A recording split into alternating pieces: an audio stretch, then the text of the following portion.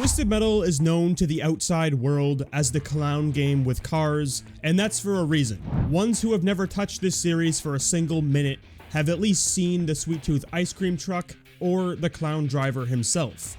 With all these iterations, he's bound to have some good and bad times. Today, we are going to look at every Sweet Tooth the Twisted Metal series has to offer. I hope you enjoy.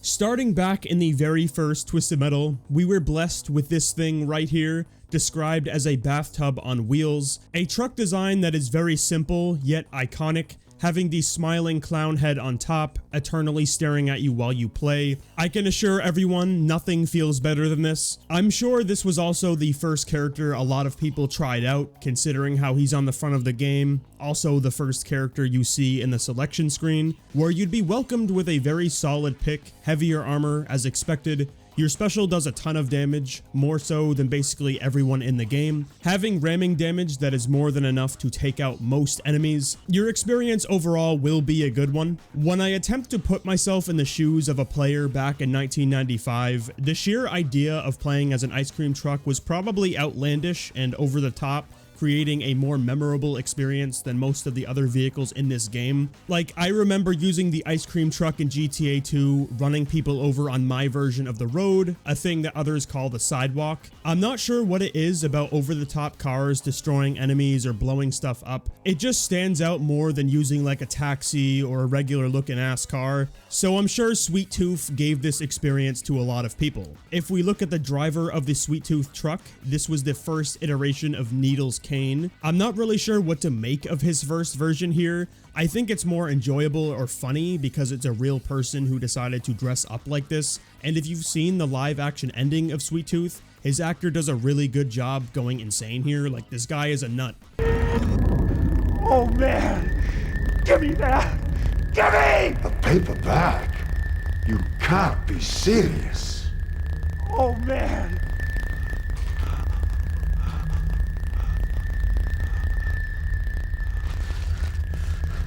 Down!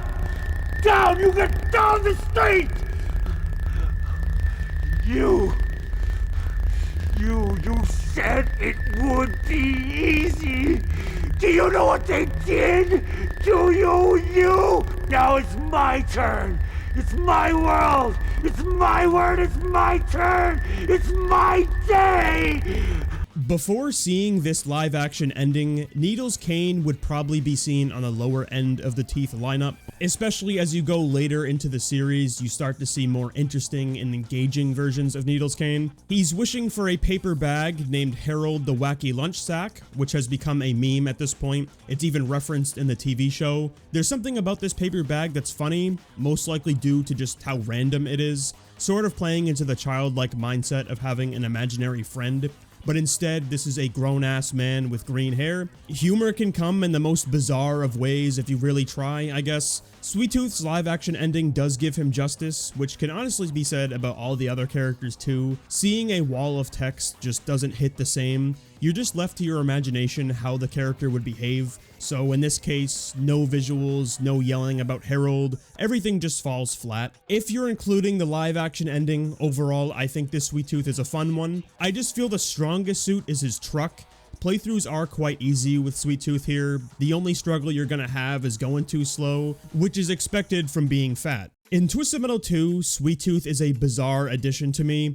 When I look how he was implemented, it feels more like a last-minute addition. Usually when I see a character model being copied from a previous game, it's usually one of three things: lack of time, lack of budget, or laziness. Which, if you play the beta of Twisted Metal 2, Sweet Tooth is not playable at all without a GameShark code. Parts of me wonder if they didn't want to include him or what was going on. This is also the only game in the series where Sweet Tooth is not the centerpiece of the cover, so it's very possible. I do understand this was before Sweet Tooth was established and he was the face of the series. Like, Mortal Kombat 3 did a very similar thing, removing Scorpion from that game, inevitably adding him in later, also changing Sub-Zero's appearance. Sweet Tooth Tooth being removed and then re-added in later on in development is a logical thing. Minion also had his model reused from Twisted Metal 1. The original half-point boss was going to be Darkseid, and then it was changed to Minion for whatever reason. They turned him into the demon, which became an icon at this point, so I guess it's a good thing they removed Darkseid. These things just happen in game development. So when it comes to actually playing as Sweet Tooth in Twisted Metal 2, at the character selection screen, you press up, L1, triangle right, you hear an explosion sound, unlocking the infamous clown automobile. Thankfully, it is only the car model that is reused, and Needles Kane overall has a revamped design. To me, he looks like mommy's special little boy, if you know what I mean. Having a fourth wall breaking bio, talking about being under your bed, being in the closet, essentially a clown version of the boogeyman. After selecting this beast, you're granted with an interesting character overall. Similar to the first game, the armor is great, allowing the player to ram effectively, dishing out great damage. Your speed and handling is abhorrent. For some reason, Sweet Tooth gets sent through a spin cycle if you turn too fast. I'm not entirely sure what the reasoning is, but I hate it. This can also get you killed if the mystical forces decide to activate at the wrong moment. Sweet Tooth's special weapon was also changed into the pink ice cream cones that have good tracking and serviceable damage. I would say the strongest aspect of this character is how fast your specials regenerate. You always have some ready to rip. Letting them accrue to maximum, which I believe is 5, then using every one of them that's in your arsenal will deal a lot of damage to an opponent. I feel like this Sweet Tooth is genuinely good. Not top tier, just sort of in a middling area. Your playthrough shouldn't be too difficult. The only problem a player could run into is not having passwords. If you lose the lives you have, then that's it, unless you turn on save states. After you reap your way through this entire tournament playthrough, the Jerry Springer philosophy comes into play where you kill your dad and we reach our ending, which is where I start getting confused. We see our pal here drooling on himself, which is typically not a good sign. It's giving off Cousin Eddie vibes. Sweet Tooth's wish is to become a bug. Yes, a bug. His reasoning is so he can annihilate all the other bugs. At least I think that's what's going on here. Look, I've seen David Jaffe himself justifying this ending as he's insane, like sure, but this is just so stupid. If you want to take this seriously, like why would you not play off of what his bio was saying? Why did Needles not wish for his sneak to be 100 and be able to hide in closets to stalk his victims? Why did he not wish for the ability to become the most prolific killer in history? Just play off of something that we read in his bio. I genuinely hope that old lady runs him over with a lawnmower because he deserves it for this one. It's undoubtedly one of the weaker endings in Twisted Metal overall. Obviously, Twisted Metal 1 had a dumb ending, but if you read the bio in that game, it states how Sweet Tooth is a mental patient looking for his best friend, and his ending gives us a payoff that we expected. I mean, I guess we kinda didn't expect it because it was a paper bag, but the premise of it being his best friend is the same. With Twisted Metal 2, again, it states how he's from a mental institute, proceeding to tell the player he's going to invade their home, obviously alluding towards murdering them, kidnapping them, since what else could this mean? The ending here just doesn't match what we read. If we had an ending similar to Warthog in Black, that could have worked. It would have stood out as a genuinely creepy ending in comparison to everything else. Twisted Metal 2's stories are lighthearted and cartoony with a dark undertone, but if you had the one that actually had a very dark ending, it was just straight off the deep end, that would stand out as a much more memorable one. But instead we got this. All I have to say is just fuck bugs, and overall, this Sweet Tooth as a playable character is a serviceable choice, honestly fun to play, just lackluster in the ending department.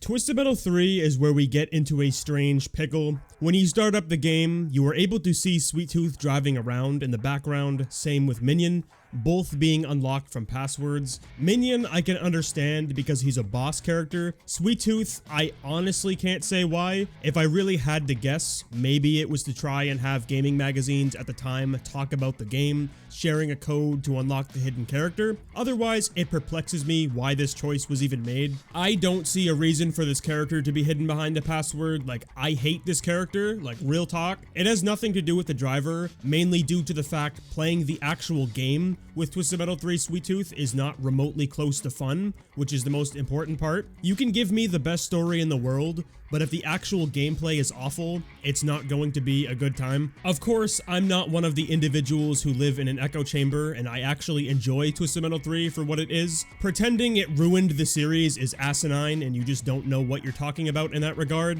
since most of the people peddling that narrative have never even spoken with any developers on this team, where I actually have, to get a better understanding of what happened here and why things are the way they are. If you understand, then it makes more sense to why everything is so bare bones here. There are obviously plentiful amounts of frustrations with this game, as with every other entry in this series. We are primarily going to be talking about the gameplay here because with the story, there isn't really much to talk about for obvious reasons. If you've watched any of the Twisted Metal 3 endings, you can clearly see there isn't much to work with. After unlocking this piece of filth, when you play through his tournament mode, he exacerbates one of the main frustrations in Twisted Metal 3, which is the physics engine. I never understood what the exact problem is here. I've just deduced it to how Sweet Tooth's vehicle is shaped. If the wind is too strong, if Sweet Tooth's under the weather and he sneezes, the truck will flip over, making the game almost unplayable at times. With every other vehicle in this game, you can control the physics, but it appears Sweet Tooth is the only one where it's almost impossible to fully harness this beast. Even if enemies hit you with a missile, that can send your magnificent head careening towards the ground. On top of this, the special weapon you're equipped with stinks, shooting out the head of your truck as a detonatable explosive, doing mediocre damage at best. As long as you're pinpoint accurate, of course, there isn't much leniency with the maximum damage range, causing some frustrations if you can't orient yourself properly. The only strong suit you have to your name is armor with this character, which can be nice considering how Twisted 3 does not have a shield. When you flip over, it allows you to take a little bit of extra damage, which can save you in certain scenarios.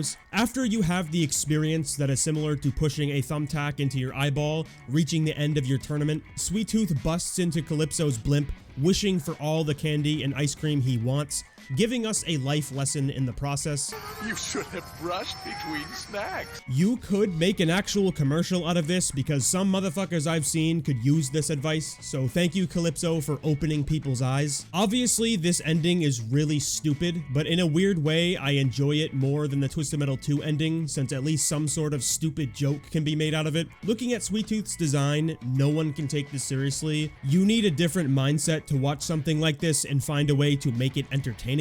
Twisted Metal 2 was attempting to make Sweet Tooth that serious, fourth wall breaking character while just falling flat in the end, but in reality, both of these endings suck, and as you'll see later, I'm sure we all know where the real Sweet Tooth began. Overall, with Twisted Metal 3 Sweet Tooth, he's a piece of shit. Playing the character's not fun. I guess the ending could be funny with that little brush in your teeth line. Even still, one line is not going to deter this Sweet Tooth from being worthless in my eyes, so no thanks. Twisted Metal 4 is where we enter a whole new territory. Sweet Tooth was known as the Clown Man, the playable character either through passwords or right off the rip on the roster. Sweet Tooth in this game became the ringleader of Twisted Metal. This is now his show, as we see in the opening cutscene. Sweet Tooth won during World War I, whenever this was, I don't know. He goes to Calypso in his wagon and wishes to become the big boss. We then see him driving his automobile, cheesing to his heart's content. The Clown Squadron is here, adding a whole new dynamic to the series, getting Calypso out of his position and making him a playable character. I do appreciate 989 attempting to make a change in the formula. Calypso is a really fun character, shooting out his nuke. There's only one problem from a story perspective. Why is Calypso angry? Sweet Tooth won fair and square, wishes for this, Calypso grants it, and now he's angry. It just doesn't really make any sense. I feel like if Calypso just said like, no, you can't do that, similar to that genie nonsense where a person cannot wish for more wishes or infinite wishes, then they fight a little bit. Maybe Sweet Tooth rips the ring off his finger and wishes for it, creating this reason for Calypso to actually want to go back and kick Sweet Tooth's ass. But unfortunately, that's just not the case here. Regardless of the reason, I still think Calypso's ending is the one that would be considered the most interesting, where we see him beat up the little clown men, get into a fist fight with Sweet Tooth, a bunch of onion rings surround the building and then it collapses, and the kid from the Joneses family with the red hair grabs the ring. Not entirely sure who that's supposed to be. If I had to make a theory, it would be how they were implying this version of Sweet Tooth and Calypso died, setting up that kid to become the next Calypso, which could be plausible, but I'm not really sure what else to say about this. Bringing us into the ultimate zone of Sweet Tooth during the gameplay. Of course, he's the final boss, and being frank, I don't understand how this character even made it through testing. Henchman is so overpowered, not a single character in the series even comes close to this special weapon. If a player has never touched Twisted Metal 4 a single minute in their life, they go through the tournament mode, the person's probably not going to die. Playthrough 1 of Twisted 4 is very easy. Only the 4th playthrough is where the difficulty reaches Immortal and the game becomes harder. But this new player will go through the entire game and then reach Sweet Tooth and most likely game over due to not understanding what they're supposed to do against this special weapon. This fight is just not fair. There's no other words for it. You can of course exploit him if you stick 3 proximity mines through the teleporter, then go on top that carnival. The AI is programmed to chase you, so he'll die once he goes through the teleporter. Fighting him without cheese is a much different story. The best way to take this fight on is not being on the same level as him, since he will never use henchmen. So for example, if you're on the carnival and he's not, the special will not be used. If you're on the roller coaster and he's not, henchmen will never be used. I guess it still is technically exploiting him, but for a new player going against him, I don't really see how else they would win. Whichever way you decide to defeat this animal, you unlock him,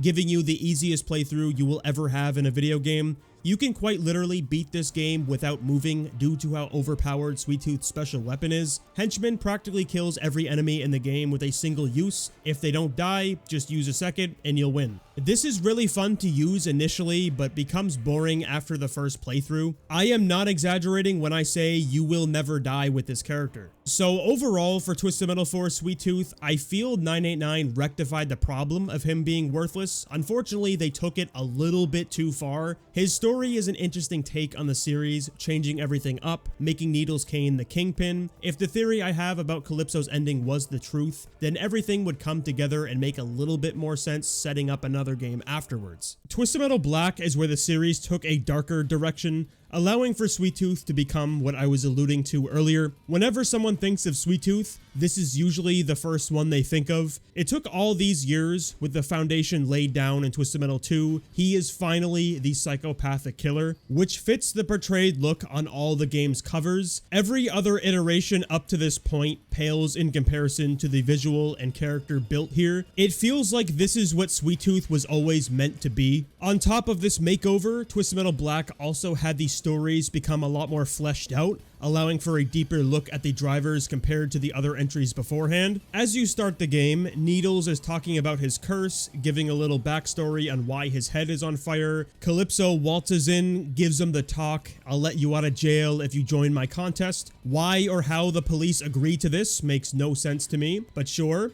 He flies out into the world of doom, this time becoming a Transformer-ass truck. At least that's how I saw it when I was younger, granting him the ability to shoot a barrage of missiles out, giving the player bonus damage if a majority of them hit, being a very powerful character in Black. As I'm sure most are aware, this title is a lot harder than the entries before it, so getting used to everything, mainly the speed, can be daunting. Sweet Tooth makes the experience a lot easier though. It feels as if you're top tier in every facet aside from speed. Your armor is very powerful, again, the special is damaging, giving off an overall enjoyable playthrough. I never really had any issues going through the game with Tooth. Your first boss fight against Minion can be a bit easier too. If you get lucky when he's turning around, you may be able to break more than one panel with a single special use. Then of course, when his shield is gone, the special weapon does a lot of damage to him. After defeating the gas tanker here, we are given another cutscene. Sweet Tooth falls asleep at the wheel,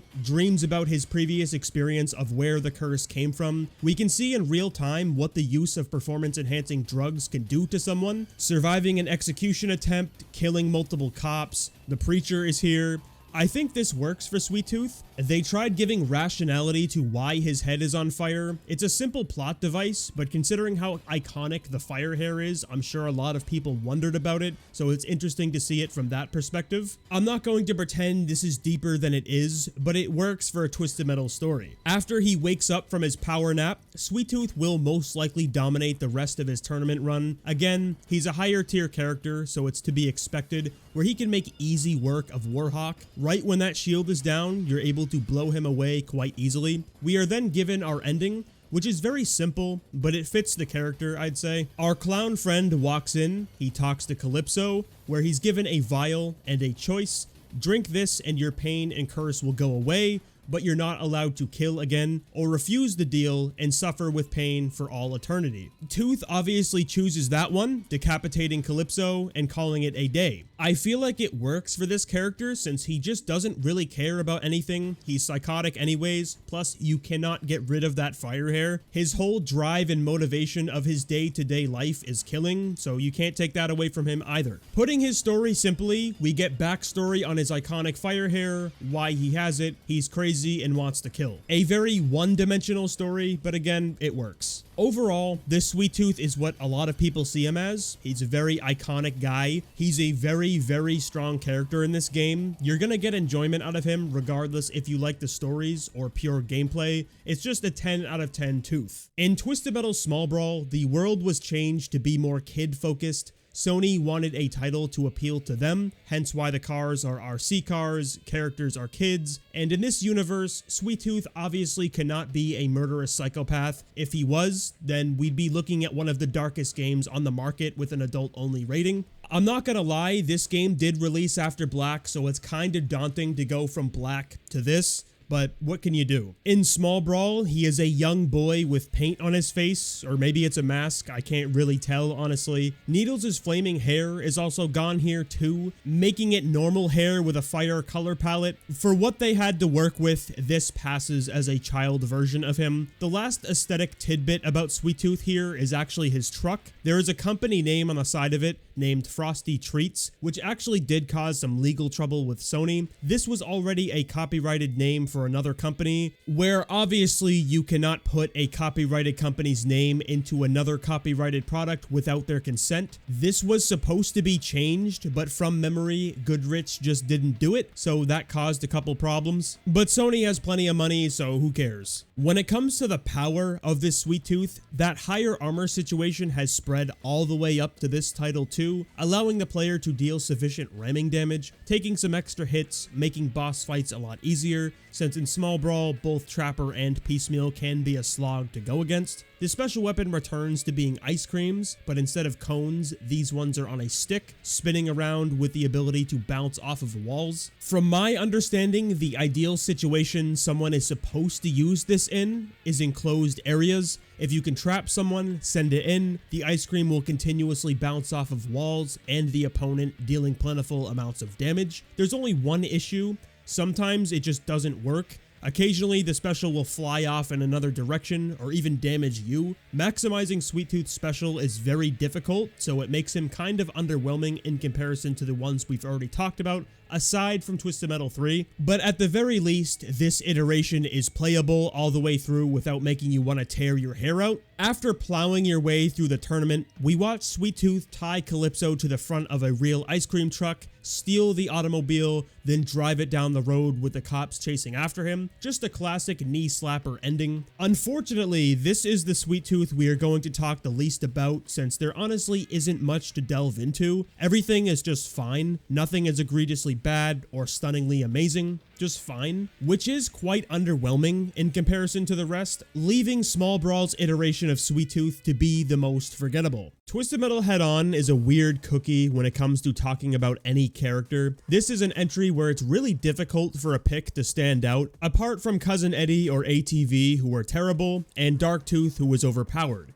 Characters primarily feel the same in this game, so we need to pretend upgrades don't exist for a minute. Sweet Tooth is very similar to Twisted Metal Small Brawl. He's just fine. Once again, your armor is above average. The special is sort of a rehash of Twisted Metal 2, but much less effective effective or aesthetically pleasing, being a flaming ice cream cone that's almost impossible to miss unless you're shooting a wall directly. The tracking is top tier, allowing you to get consistent damage with it. If we do add upgrades into the mix, you're of course able to turn the special weapon into a barrage of ice creams, holding the fire button down, waiting for a bar to fill up, then you release it. Plentiful amounts of cones will shoot out with similar properties as the single cone, unfortunately doing progressively less damage, which sort of makes your upgrade feel kinda limp, and less of a reward than you'd think for being a so-called upgraded special weapon. A playthrough of this iteration of colorful Sweet Tooth will be quite easy. I mean, you're playing Twisted Metal head-on, so I think that goes without saying. Unless you're playing the aforementioned characters like ATV, Eddie, or Darktooth,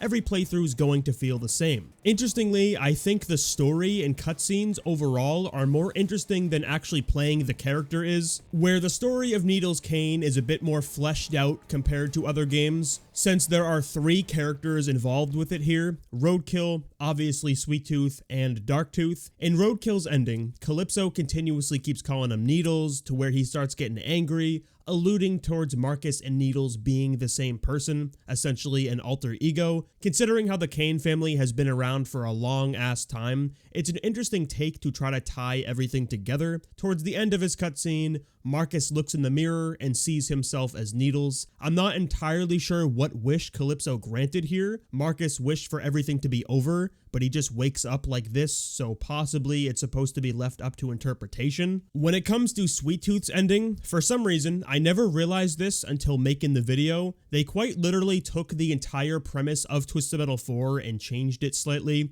Instead of Tooth becoming the head of the Twisted Metal tournament in his own body, Needles just activated the Soul Exchange spell card, putting his consciousness into Calypso. Calypso is put into Needles Cane's body and then dies. Needles proceeds to ask, And where did my women go? with his ending coming to a close. Not really adding much to the overall story here, but we do get one last cutscene with this family, the good old Darktooth ending. Instead of being Sweet Tooth's dad, it's both Marcus and Needles driving it, presumably being their combined power or something, I'm not entirely sure, where we get a quite ominous ending. I think the best thing to do is just play it, since at least to me, explaining it is kind of difficult. We see Marcus and Needles split apart as separate entities, confronting each other. Marcus is confused of what's going on. Needles is calling him an idiot. Then they both run into Tower Tooth, which is the boss that we just killed. I feel like this ending leaves a lot more questions than answers, and again, I'm assuming that was the intention, leaving it to be an open-ended situation where the player can theorize what is going on here. I'm really struggling to get a logical takeaway out of all of this. Maybe someone else can, but I can't. Regardless, I'm glad they tried to flesh this family out. Creating theories of who these characters are or what's going on is a lot more fun than playing the actual game, to be frank, at least the PS2 version. If it were not for the Cane family expansion, this Sweet Tooth would have been in the same bucket as Small Brawl for me, just forgettable. If we look at the truck, that's quite bland as well. Even 3 has that ugly troll looking ass head on it. Here it's just a washed out truck with a head that got flattened by a steamroller. Like, where's the flair, color, or vibrancy? Playing through the tournament with this character was not particularly enjoyable to me. My takeaway is Head-On's iteration of Sweet Tooth is more for the story heads rather than people who care about the actual gameplay. Experiencing Roadkill, Sweet Tooth, and Darktooth is 100% the way to go. Twisted Metal 2012, or TMX as some people like to call it, is a difficult situation for me, considering the removal of drivers aside from 3, sort of making the characters feel lifeless overall. The first of the 3 character stories we get to experience is Sweet Tooth, where you can choose from the ice cream truck or an assortment of other vehicles you have, with more to unlock in the process of this tournament. First off, I wanted to focus on the truck itself, then we will get into the story. As we talked about earlier, Twisted Metal Black made Sweet Tooth become a mech or transformer type vehicle, shooting missiles out. Some people did find it over the top, but I felt the way they pulled it off was fine. It was simple and straightforward. Here, I think they went a little bit too far with the Transformer inspiration. It's interesting on paper, like, hey, you got Sweet Tooth running around, throwing a head at people, flying in the air, doing power slams off the top ropes. Like, I get it. I'm not sure if it's just me. I don't really want to see flying vehicles in this series, period. I would rather see a boat than a plane, helicopter, or in this case, a mech flying around. In my eyes, it just doesn't fit the character. Like, is Needles some sort of tech wizard? Like, what is he doing? How does he have these capabilities? I never minded the flaming ice creams from the older games, even if they wanted to recreate a more balanced version of henchmen, since the game went into a gang direction anyways. It could have fit the overall setting more so than having his truck fly around. From my experiences with 2012, I never felt Sweet Tooth was that great of a character, and there's just better options to choose from. Both of his special weapons are fine. Once again, having above average armor, it's just nothing special at this point, and I feel like I'd put him in a middling area on a tier list. There isn't really too much else to talk about in this regard, so we're gonna go into the story. I'm not going to do a full breakdown since the overall cutscene length is much longer in 2012 than any other entry, and rather I'd simple it down a little bit, and I'm gonna be blunt. I'm not a fan of this story at all. I think the initial character development is interesting. He fucking hates his family, which I get that he's crazy, but I don't really understand where this hatred stems from. I feel like they should have had his family do something to him, like screw him over to ensue this hatred. Everyone gets obliterated aside from one person, his daughter, I think. Correct me if I'm wrong there. Where she grabs a pair of scissors, gives him the crazy 8 treatment, Needles loses his eyeball, and his life goal is to destroy that bitch. The midpoint cutscene is where we get one of the most absurd things I've ever seen. Needles runs through an entire hospital, presumably killing like 50 to 60 people at maximum, to find his long lost child since she was rumored to be here. He really put on that plot armor before entering that building. Like, you're gonna tell me he waltzes in there and destroys the entire building. All the staff, everyone.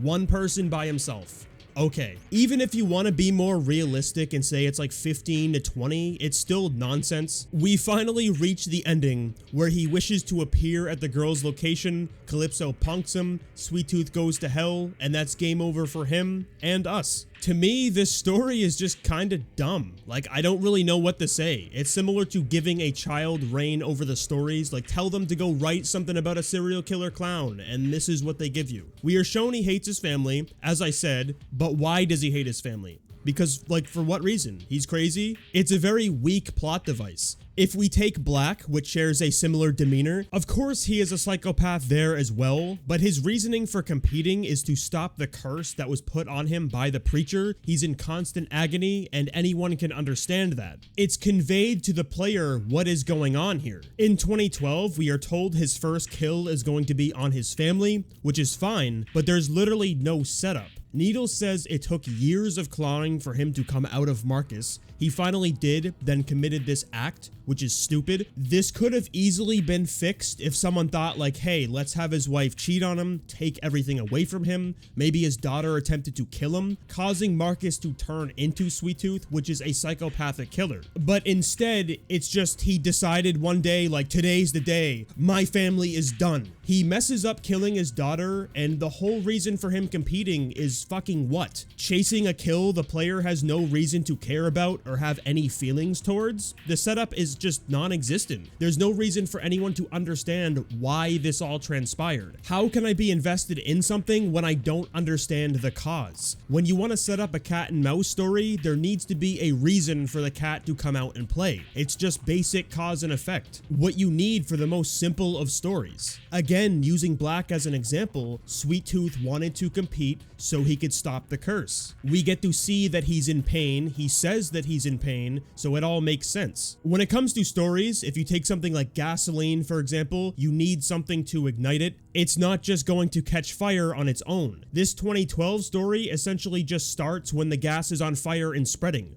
We don't have the understanding why it's on fire. What caused this? Why does he hate his family so much? What pushed him over the edge? If we just had some sort of moment where his family did something to him to send him off the deep end, this story honestly would have been great for a Twisted Metal story. It's just missing the most basic thing. If this story was written better, it could even lean right into the Black story, since this was his first kill. Then we get to see the whole curse thing, connecting everything together. So it's just disappointing. It's a really tough situation where I would stick this iteration of Sweet Tooth overall. The in-game character is kind of just gimmicky to me, and his story is a worse version of what was shown in Black. So it just leaves me to question my sanity here. The final Sweet Tooth I wanted to briefly touch on is the TV show version, where they seem to take elements from multiple games, the aesthetic of 2012, a personality that's a mixture of goofier and darker demeanor. It's honestly a nice rendition that pleases everyone, I think. I just find it hard to really delve into anything about the TV show Tooth at this point in time, since the series is not over yet. We still have plenty of time to see character development, and towards the end of season 1, Sweet Tooth appeared to be going more in the psychotic direction, so it's very possible for him to make a full transition into being the demeanor shown in Twisted Metal Black. I don't really have much else to say outside of that, since there's so much more of the TV series to be seen, so I'm curious of where this development will go.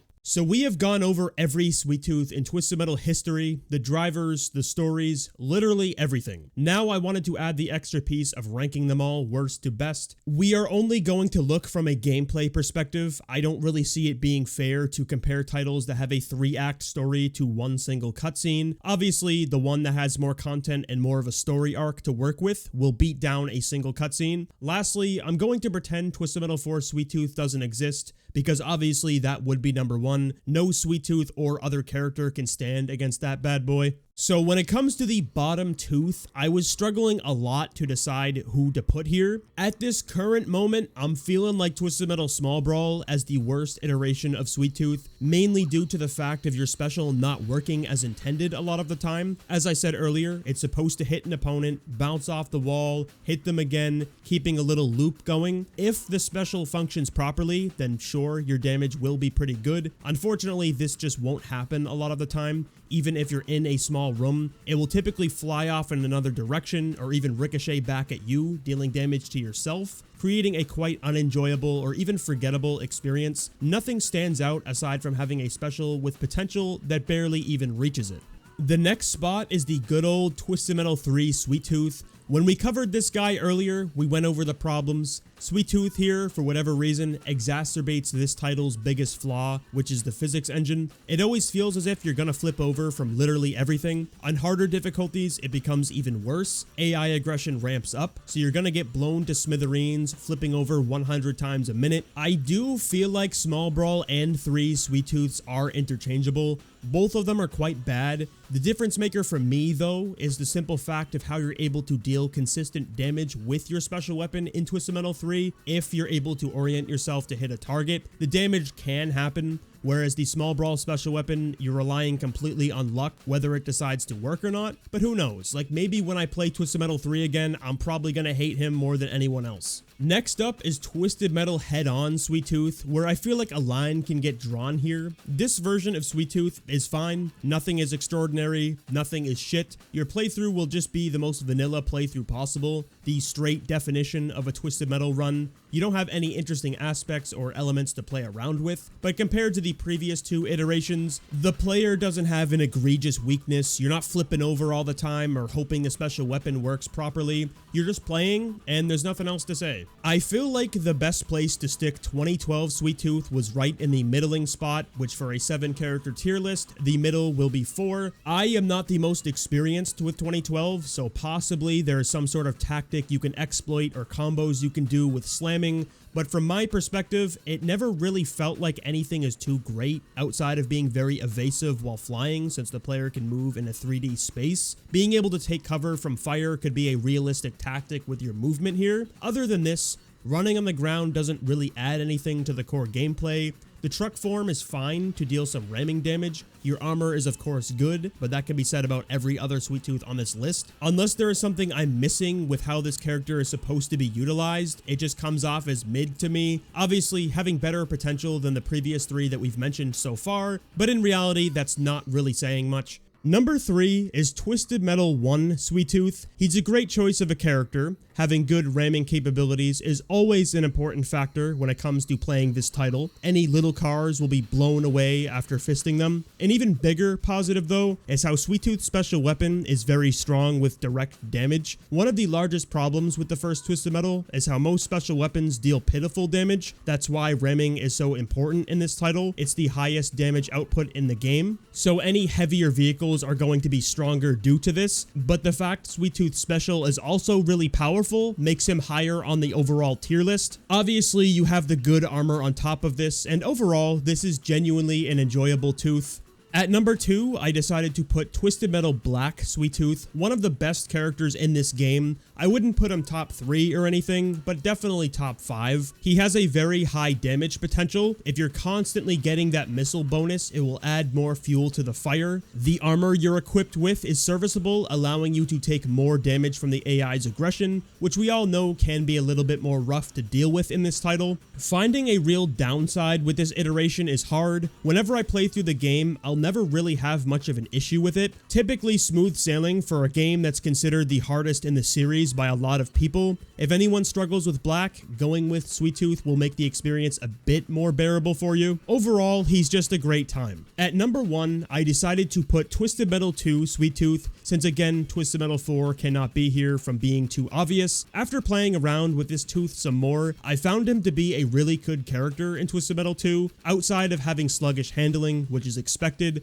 You're good in every department, armor, ramming, whatever. My main reason for enjoying this version of him though is the special weapon, simply due to the fact you regenerate them so fast. Anytime I've been in a pickle, it regenerates at the perfect moment, or I feel like I always have something in my back pocket just in case something goes wrong. If you're laced up with weapons, letting your specials accrue to maximum will allow you to deal quite a bit of damage to an enemy. Saving them for more heavily armored targets seems to be the best for me, typically being able to chip them down to around 30 to 40% health after giving them a barrage of ice creams. Of course, you can't use passwords to continue your progress if a game over occurs, which could be considered a negative to some, but I'm not going to factor that into making the overall experience of this character bad. Plus, I don't think that's a fair argument to make against the other entries. I just really enjoy this tooth for some reason. Outside of him rolling over, obviously, that's the one thing that drives me insane. And with that, this is Sweet Tooth in every Twisted Metal, and all of them ranked worst to best.